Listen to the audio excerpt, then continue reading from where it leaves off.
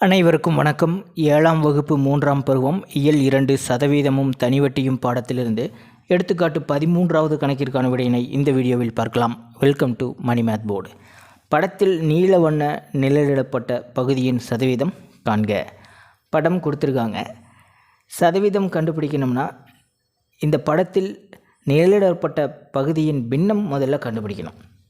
பின்னம் அப்படின்னாவே இந்த முழு பகுதியை எத்தனை சம பகுதிகளாக பிரிச்சிருக்காங்க அப்படிங்கிறத கண்டுபிடிக்கணும். இந்த முழு பகுதியை 1 2 3 4 சம பகுதிகளாக பிரிச்சிருக்காங்க. அதில் 2 பகுதிகளுக்கு வண்ணம் தீட்டப்பட்டிருக்கு. இப்போ 4க்கு 2 100க்கு எவ்வளோ அப்படின்னு கண்டுபிடிக்கணும். ஆன்சர் பாருங்கள். படத்தில் நீல வண்ண நிழலிடப்பட்ட, இப்போ நம்ம நிழலிடப்பட்ட அப்படின்னே போட்டுக்கலாம். நிழலிடப்பட்ட பகுதியின் பின்னம் மொத்தமாக 4 சமப்பகுதிகள். அதில் 2 பகுதிகளுக்கு நிழலிடப்பட்டிருக்கு.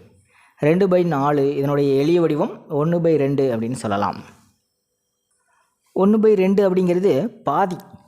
படத்தில் பாதி பகுதி நீளமாக நிழலிடப்பட்டுள்ளது.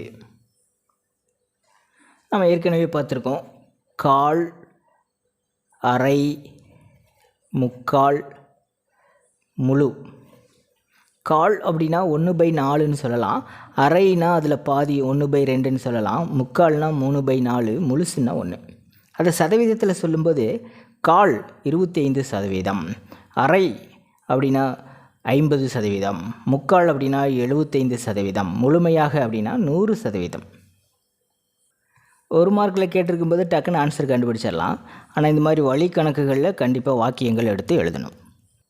நிழலிடப்பட்ட பகுதியின் பின்னம் கண்டுபிடிச்சிட்டோம். சதவீதம் கண்டுபிடிக்கலாம். 2க்கு 1ன்னா 100க்கு எவ்வளோ சுருக்கலாம். 50 முறை இருக்குது. ஸோ 50%. ஃபைனல் ஆன்சர் பாருங்கள். எனவே படத்தில் 50% பகுதி நிழலிடப்பட்டுள்ளது. பயிற்சி 2.2க்கு முன்னாடி கொடுக்கப்பட்ட அனைத்து எடுத்துக்காட்டு கணக்குகளின் விடை விளக்கங்களை நம்ம பார்த்துட்டோம். அடுத்தது பயிற்சி 2.2இல் முதல் கணக்கிற்கான விடையினை அடுத்த வீடியோவில் பார்க்கலாம். மேலே இருக்கிற ஐக்கார்ட் செக் பண்ணிக்கிங்க. இந்த கணக்கில் உங்களுக்கு கூடுதலான விளக்கம் தேவைப்பட்டால் கீழே இருக்கிற கமெண்ட் பாக்ஸில் கேளுங்க. தேங்க்யூ.